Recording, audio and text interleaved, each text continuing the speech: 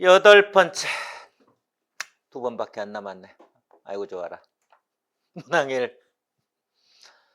관점나와 관점가와 관점나를 모두 활용하여. 갑자기 막 화가 나서 말이 다 씹히네. 모두를 활용하여 사례 문제에 대한 극복 방안을 논술하시오. 대안제시형 문제지요.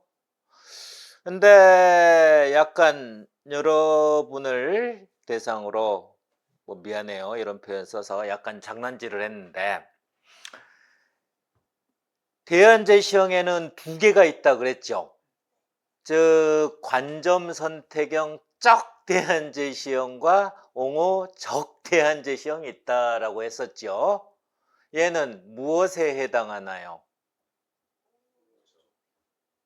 둘의 중간이에요.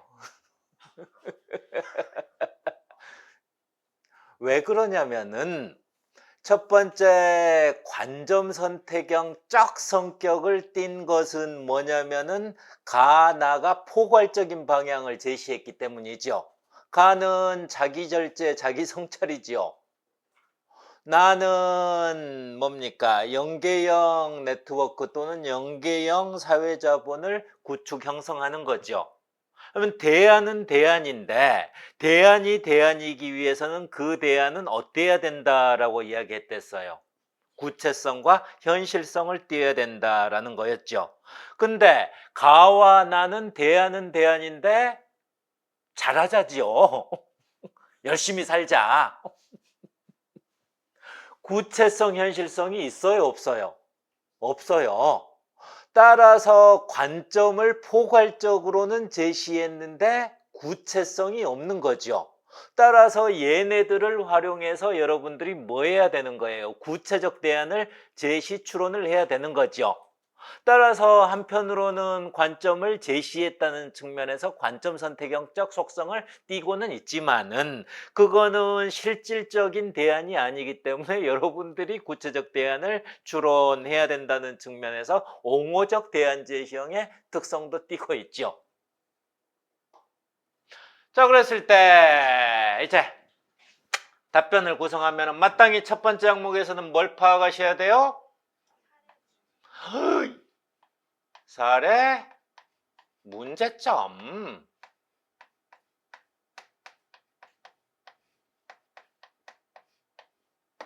을 파악하셔야 되고, 그 다음에 두 번째는 뭐 관점 가와 나를 정리하는 게 틀렸다고 할 수는 없으나 이거는 바로 활용을 해야 되기 때문에 굳이 정리를 하지 않아도 될 것 같아요. 그랬을 때 두 개의 방향을, 즉 이거는 가와 나에 대한은 서로 대립적이고 모순적인 겁니까? 이거는 서로 상보적일 수 있을 것 같아요. 이 둘 다 활용하면 되는 거죠. 그러면은 이제 두 번째 항목은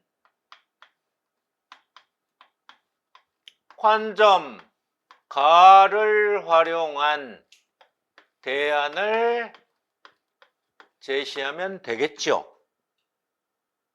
그 다음에 이제 그 대안을 사례에 사례 문제에 적용해서 심층 논증을 하면 되겠군요. 그 다음에 세 번째 항목은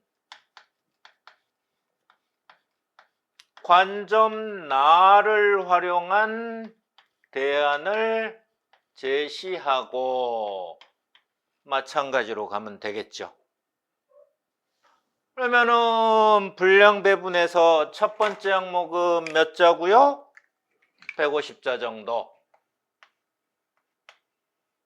그러면은 요거는 약 400자, 예외적으로 400자 정도씩 가면 되겠네요. 3개 문단 정도로 가면 되는 거죠. 그랬을 때 사례 문제점을 보니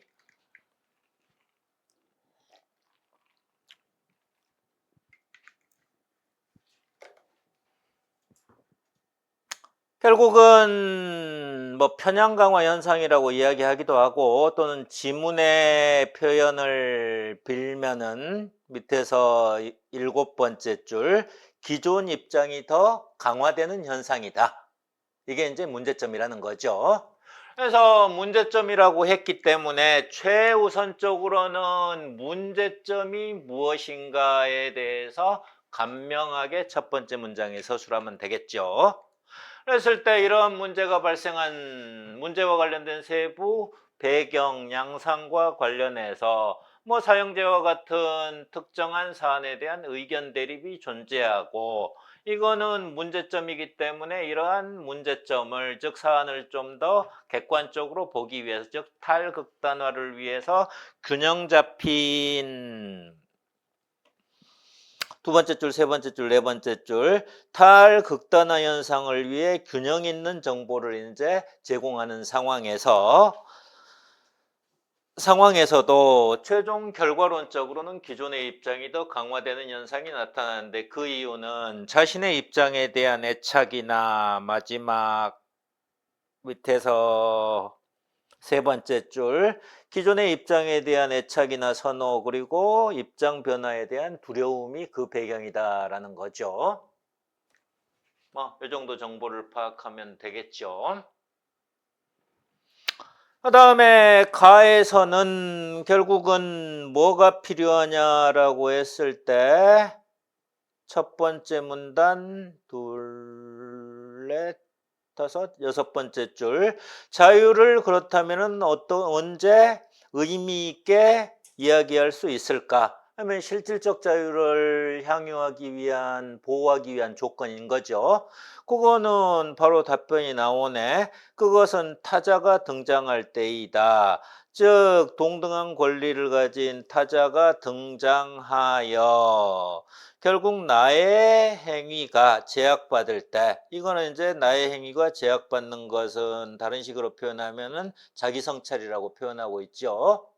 그래서 결국은 가에서 가장 중요한 거는 자기성찰이다.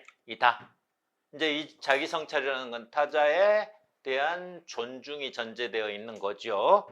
왜 그래야 되냐면은 현재 우리가 살고 있는 사이버 스페이스, 가상세계, 가상공간의 세계에서는 폭력적, 비인간적 취향마저도 긍정하고 있죠. 별 관심 없죠. 간혹 세상이 어떤가 보려고 난 DC 인사이드 갤러리 막 이런 데도 들어가 봐요. 세상 어떻게 사나 보려고. 얘네들의 도대체 언어를 보면은 그들의 사고, 삶의 어떤 양상이 보이는데, 그래서 지난주에 그 법전 법학전문대학원 준비 이런 거 갤러리도 있대. 근데 내용을 보면은 상당히 식견들이 있어. 근데 그들이 쓰는 언어가 어쩜 그렇게 저렴한지. 그게 소위 문화인지는 그걸 밈이라 그런다며요. 그들이 쓰는 문화 자체를. 그래서 내가 시대의 흐름에 못 쫓아가는 건가, 그들이 실질적으로 쓰는 언어가 저렴한지는 모르겠는데 그냥 막 써. 그러니까 내가 가장 놀랬던 거는 20년 전의 일인데, 지금 이제 논술 강사한 지 20년이 됐는데, 그때 고딩 고3 이런 애들을 이제 가르쳤었는데, 나름 잘 나가던 애들이에요, 지네 딴에는. 그 다음에 심지어 공부도 잘하는 여학생이야. 근데 걔가 나한테 뭐라고 하냐면, 쌤, 졸라 빡치지 않아요? 막 이런 단어를 써요. 그래, 난 깜짝 놀라. 초짜니까. 저 깜찍하고 귀엽고 똘똘한 애가 어떻게 나한테 그런 말을 할 수가 있지? 그래고 당황해가지고. 근데 걔만 그렇게 쓰는 게 아니더만요. 그 단어의 실질적인 의미를 모르는 거야. 그래가지고 참 이런 상황이죠, 아직도. 근데 요즘 애들 싸가지 없다라는 얘기는 구한말 대한매일신보 이런 데도 나와요. 우리의 증조할아버지들 비꼬면서 요즘 아이들은 행동이 경망하고 돈을 많이 밝히더라 이러고, 그러니까 그런 것 같아요. 그래서 가상은 폭력, 비인간적 취향을 긍정하면서 이걸 이제 증폭된 자유, 일종의 이제 방종이 되면서 스스로 방종이 확대되면은 실질적 자유가 침해받을 수 있는 상황이라는 거죠.